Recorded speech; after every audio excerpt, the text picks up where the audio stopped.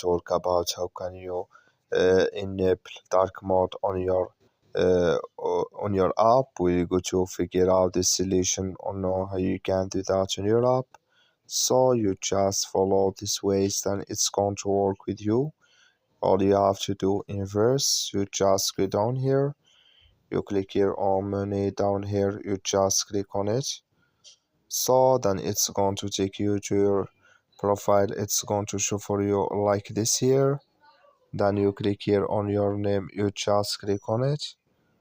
So then you come to next step here, it's going to show for you like this.